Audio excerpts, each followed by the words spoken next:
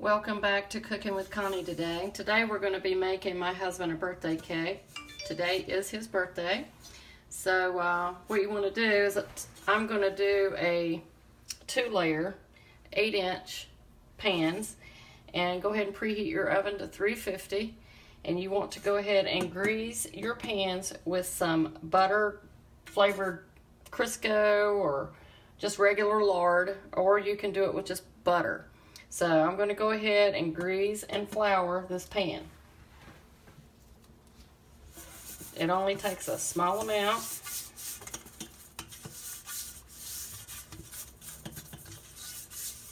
Already did one pan, as you can see the flour in the sink.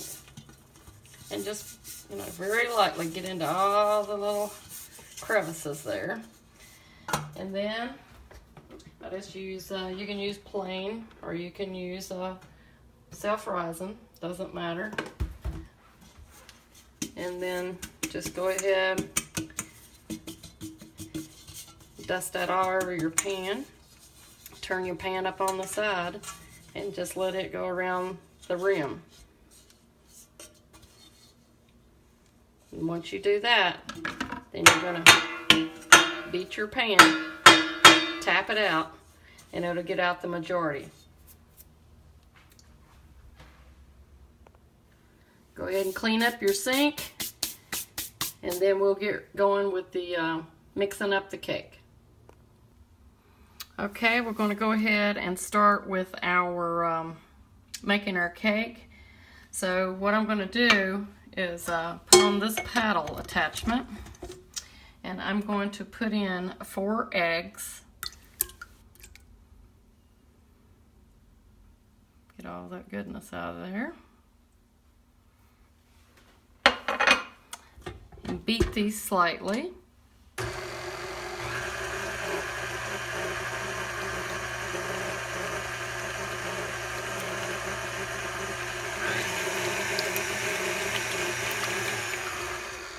Okay.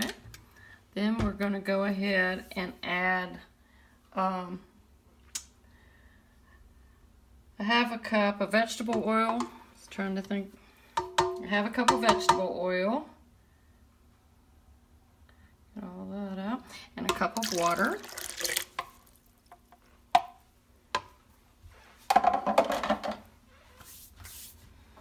Blend that a little bit together.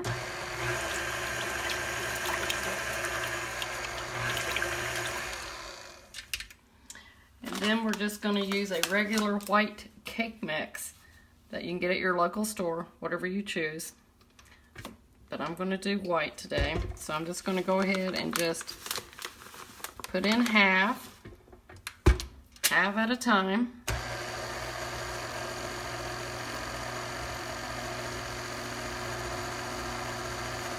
Okay, now we can go ahead and put in the rest.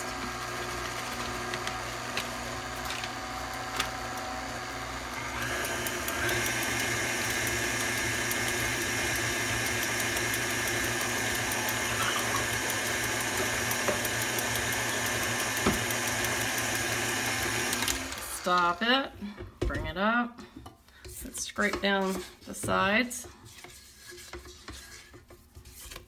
way down in the bottom. The beater doesn't reach all the way to the bottom.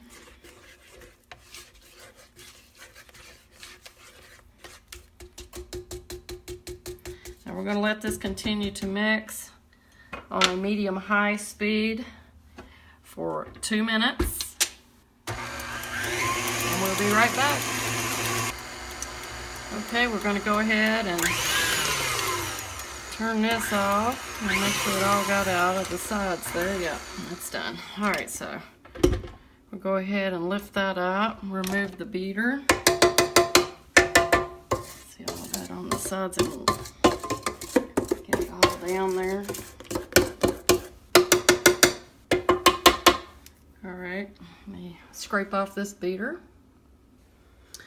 Okay, went ahead and mixed it in and got some of that was up on the side in. Sometimes if you turn it up a little bit, it'll throw the batter up on it and pull it in for you. So I'm going to go ahead and pour half into one cake pan. Estimate it. And I'll do the other one. And after you do that into both your cake pans, I like to, well, I put down a cloth so it wouldn't make so much noise.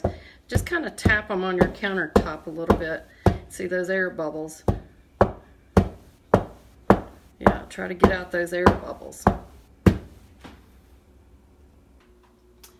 And go ahead and put them into your oven on a preheated 350-degree oven for about 35 minutes.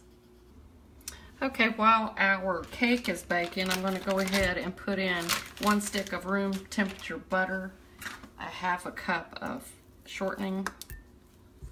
You can use white or buttered flavor.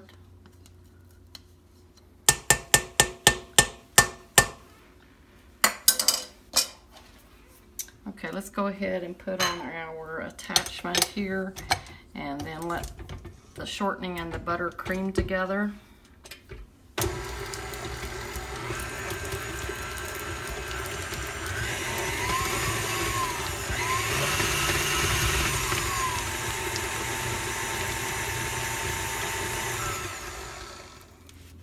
Okay, let's go ahead and scrape that down.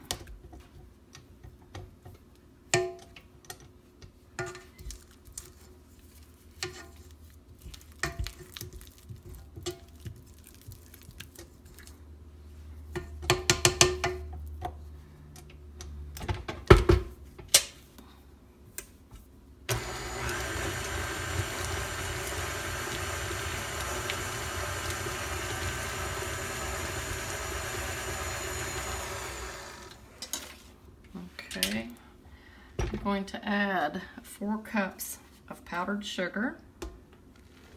And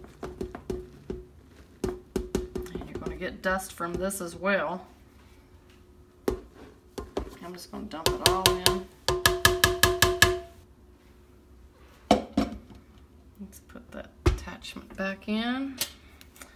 Lower it. Let's go easy, very low. We don't want it everywhere. I think we've all had flour or powdered sugar on us at some point. Now at this speed, I'm going to go ahead and add 1/2 teaspoons of vanilla.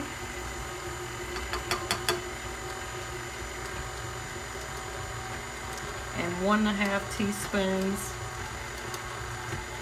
No, you know what? That's not right. It's 2 tablespoons of milk. Let's see where we're at. We might not need the whole 2 tablespoons. Turn that up a little bit.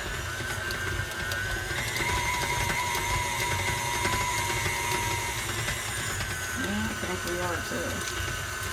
Yeah, definitely.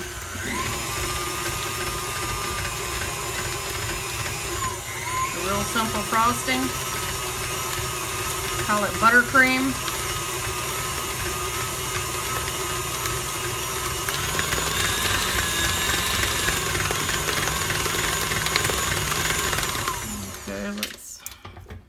Scrape that bowl down again and off of this beater.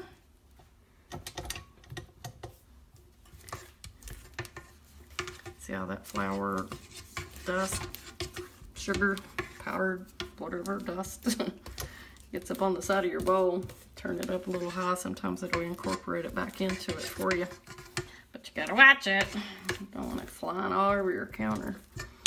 Okay, that's pretty good. That back down, turn that up a little more. Let's see where we're at.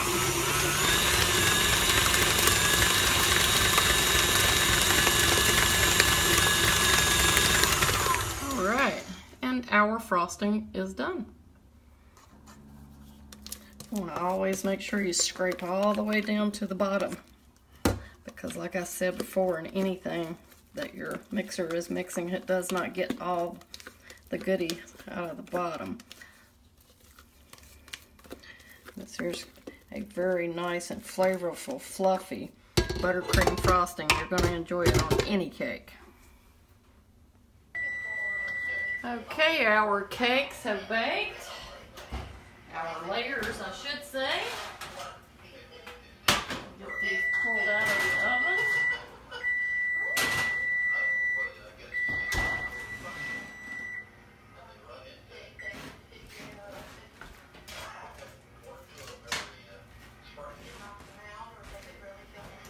Okay.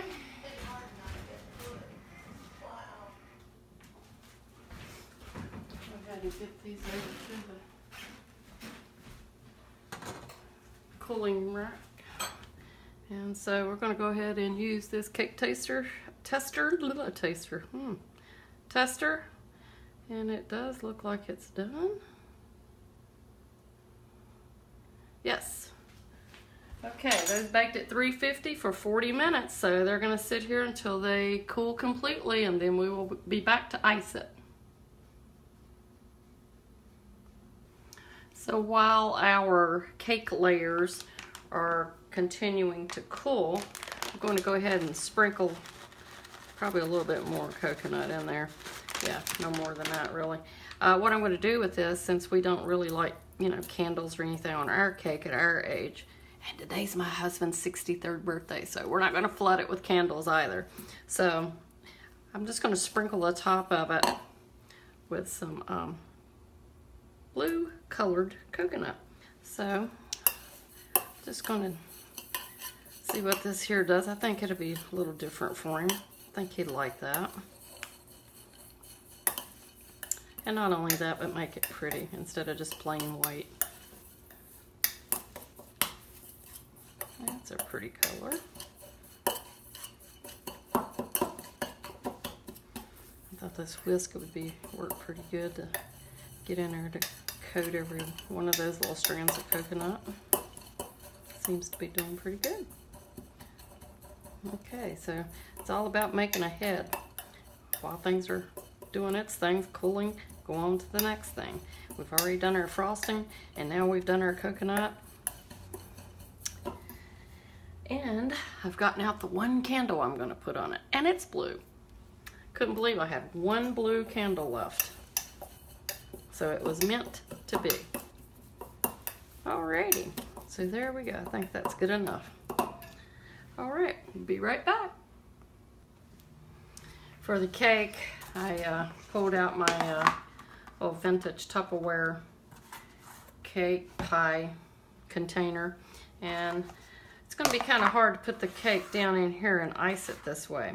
So I thought I'll just flip it over, and I did a test on it. The lid will still work, and then the little container strap is supposed to go this way, but I'm going to invert it this way as well. Flip it, I guess. Yeah, that would be the better way, and make it a little snugger. Do a real test on this to make sure it is going to work. Yeah, just anything to snug that lid on. Yeah, I think that'll work. That's how I'm going to put the cake in that container while I ice it. We'll be right back. And they continue to cool for the last 10 minutes out of the baking pans. Okay, we'll go ahead and get these cakes over. They've been cooling enough. Say cakes, but I mean layers. With those crumbs. Alrighty. Let's get this one on over. Yeah.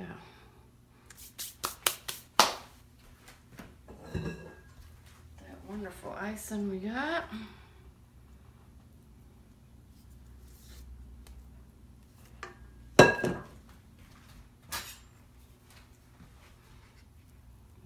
Spread that icing out.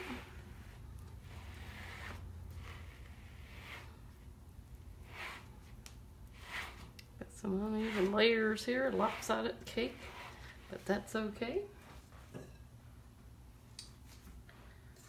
Put a little more on there.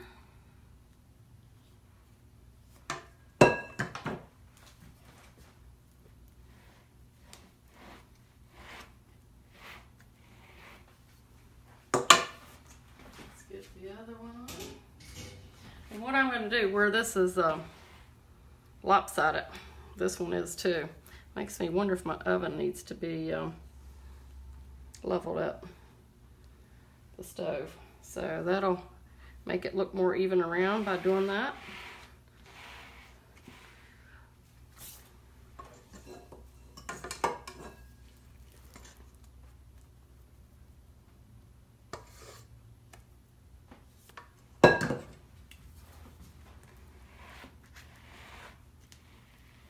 So always start from the center and push out.